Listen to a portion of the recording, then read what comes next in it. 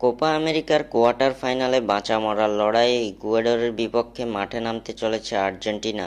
আগামীকাল ৫ জুলাই বাংলাদেশ সময় সকাল ৭টায় ইকুয়েডরের বিপক্ষে মাঠে নামবে আলবিসেলেস্তারা। এই ম্যাচে মাঠে নামার আগেই জোড়া সুখবর পেল আর্জেন্টিনা। গ্রুপ পর্বে পেরুর বিপক্ষের ম্যাচে আর্জেন্টিনার জার্সিতে মাঠে নামেননি অধিনায়ক লিওনেল মেসি। চিলির বিপক্ষের ম্যাচ শেষে পায়ের মাংসপেশির অস্বস্তির কথা জানিয়েছিলেন লিওনেল মেসি, যার কারণে পেরুর বিপক্ষের ম্যাচে তাকে বিশ্রামে রাখা হয়েছিল।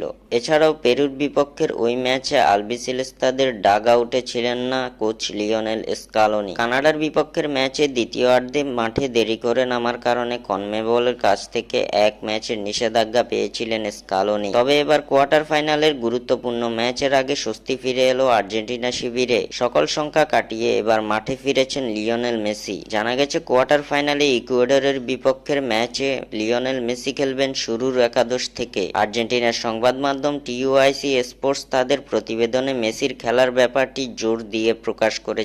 ইতিমধ্যে চোট কাটিয়ে মেসি ফিরেছেন ট্রেনিং সেশনে বেশ হাস্যোজ্জ্বল মুখেই দেখা গেছে বিশ্বকাপ জয়ী এই তারকাকে। এছাড়াও নিষেধাজ্ঞা কাটিয়ে এই ম্যাচে আলবিসেলেস্তাদের ডাগ আউটে থাকবেন কোচ লিওনেল স্কালোনি। ইকুয়েডরের বিপক্ষের ম্যাচের আগেই জোড়া সুখবর পেয়ে বেশ আনন্দিত আর্জেন্টিনা দল।